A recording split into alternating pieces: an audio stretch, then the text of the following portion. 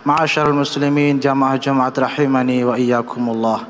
Di hari yang mulia ini, di kesempatan yang penuh barakah ini, izinkanlah al-khatib melaksanakan kewajiban, yakni menyampaikan wasiat atau peringatan untuk kita semua agar senantiasa dan terus-menerus memelihara sekaligus meningkatkan keimanan serta ketakwaan kita kepada Allah Subhanahu wa taala.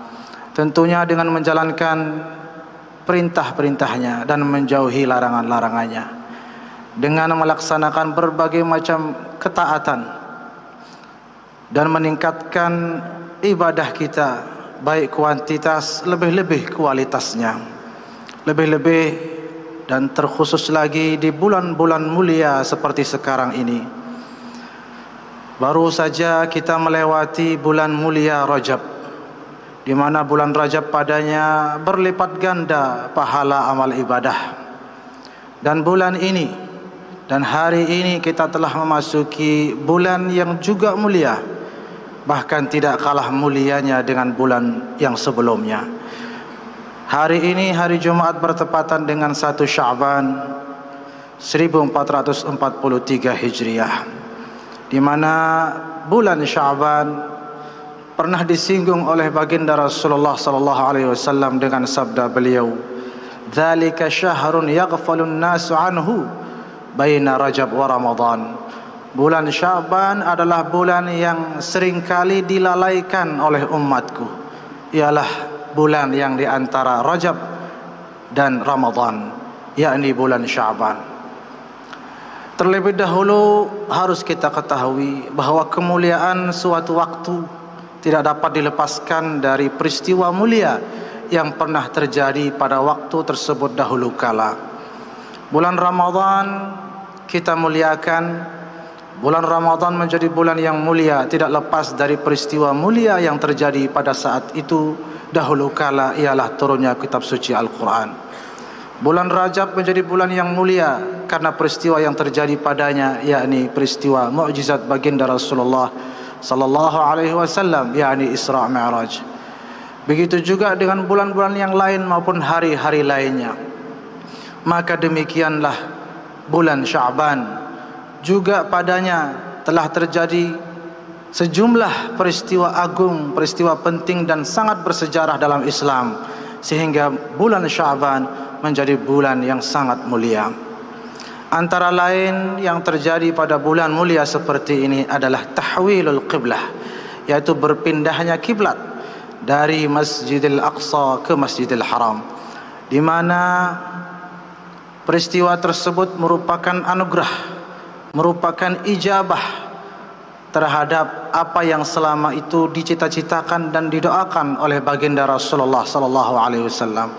Allah Subhanahu wa taala berfirman di dalam Al-Qur'an, "Qad nara taqalluba wajhika fis sama' falanuwalliyannaka qiblatan tardaha fawalli wajhaka syatral Masjidil Haram." Yang artinya, kami melihat bahawa engkau senantiasa, wahai Muhammad, menengadahkan wajahmu ke langit dan terus berdoa dan memohon agar kiblat dipindahkan dari Masjidil Aqsa ke Masjidil Haram. Maka falanuwalliyannaka qiblatan tardaha, maka saat inilah kami akan memalingkan wajahmu ke arah kiblat yang engkau inginkan. Fawalli wajhaka syatral Masjidil Haram, maka arahkanlah wajahmu ke arah kiblat, yakni Masjidil Haram. Ma'asyiral muslimin rahimani wa iyyakumullah. Melalui peristiwa ini dapat kita simpulkan bahawa apa yang telah didoakan selalu dan diharapkan oleh baginda Rasulullah sallallahu alaihi wasallam selama belasan bulan lamanya, karena umat Islam ketika itu atau sebelum itu selama kurang lebih 17 bulan menghadap Masjidil Aqsa dalam pelaksanaan salat, dan baginda Rasulullah sallallahu alaihi wasallam sudah mengharapkan agar kiblatnya dipindahkan ke Masjidil Haram, dan pada akhirnya Allah Subhanahu wa taala menunaikan dan memenuhi apa yang dihajatkan oleh beliau, tepatnya pada bulan Sya'ban, menunjukkan bahawa bulan Sya'ban adalah bulan di mana sangat diperhatikan doa hamba. dan potensi dikabulkannya doa sangatlah besar pada bulan mulia seperti bulan Sya'ban ini. Ma'asyiral muslimin rahimani wa iyyakumullah, tidak hanya peristiwa tersebut, peristiwa-peristiwa penting lainnya yang terus menerus setiap bulan Sya'ban adalah sebagaimana Rasulullah sallallahu alaihi wasallam bersabda, wa huwa syahrun turfa'u fihi al-a'mal. Hadis riwayat Imam Ahmad dan An-Nasa'i. Bulan Sya'ban adalah bulan di mana padanya diangkat segala amal ibadah umat Islam. Karena itulah baginda Rasulullah sallallahu alaihi wasallam senantiasa melaksanakan ibadah puasa di bulan mulia seperti ini. Bahkan dikatakan dalam suatu riwayat bahwa bulan di mana baginda Nabi berpuasa sebanyak-banyaknya, bulan yang terbanyak beliau melaksanakan ibadah puasa setelah bulan suci Ramadan adalah bulan Sya'ban. Ketika ditanya oleh seorang sahabat, mengapa demikian ya Rasulullah? Beliau menjawabkan, pada bulan seperti ini amal ibadah diangkat ke langit, diangkat kepada Allah Subhanahu wa taala oleh para malaikat, dan aku berharap dan aku menginginkan agar amalku diangkat dalam keadaan aku berpuasa. Selain daripada itu, ada peristiwa yang juga sangat-sangat menentukan bagi masa depan kita, baik di dunia maupun di akhirat. Di bulan Sya'ban seperti ini terjadi yang namanya takdirul a'mar, di mana umur-umur manusia ditakdirkan kembali, atau dapat dikatakan terjadi pada bulan ini sebuah revisi takdir, di mana takdir manusia direvisi dan diamandemen kembali. Karena itulah para ulama menganjurkan di bulan seperti ini kita memperbanyak ibadah, kita memperbanyak pendekatan diri kepada Allah Subhanahu wa taala, agar takdir kita ketika direvisi di bulan ini maka ditakdirkan atau direvisi ke takdir yang jauh lebih baik daripada sebelumnya.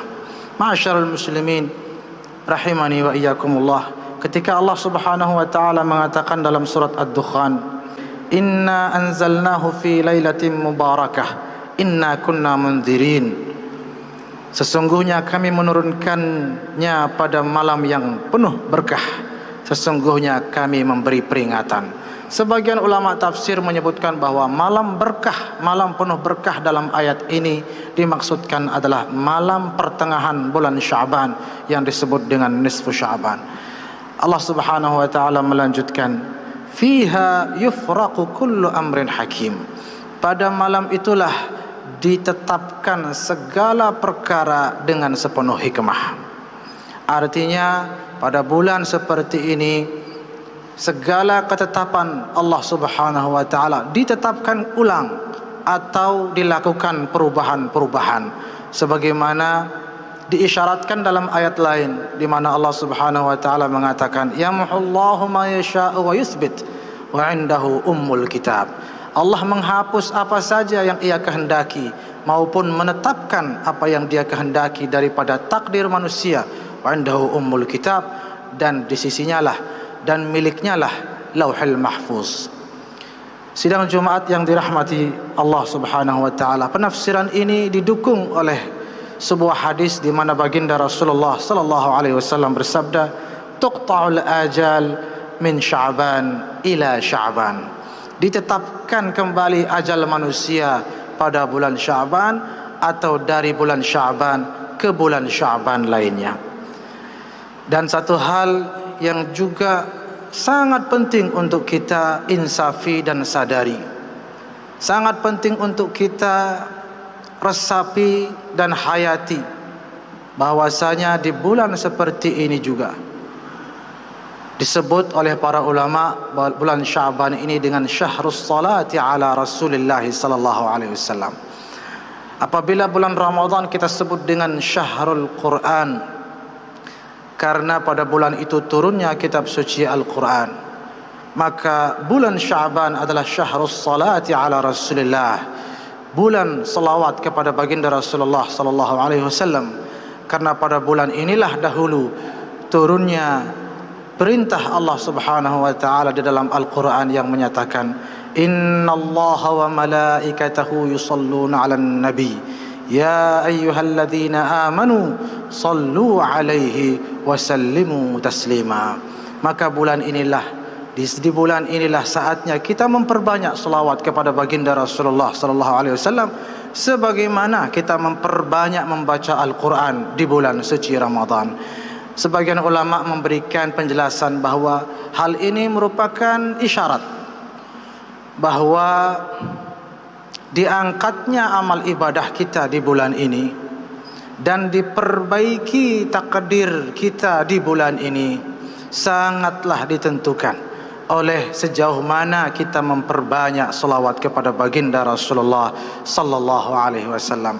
Karena itu, semoga mudah-mudahan Allah Subhanahu wa taala menjadikan hidup kita di masa-masa yang akan datang adalah kehidupan yang penuh kedekatan dengan baginda Rasulullah sallallahu alaihi wasallam, dengan memperbanyak selawat kepada beliau, dan dengan selawat itulah maka insya-Allah Allah Subhanahu wa taala akan melimpahkan rahmatnya kepada kita semua dan menjauhkan segala bala bencana dari kita, terutama dari bangsa yang kita cintai ini. Amin ya Allah ya rabbal alamin. Aqulu qawli hadza wa astaghfirullah li wa lakum wa lisairil muslimin wal muslimat fastaghfiruhu innahu huwal ghafurur rahim.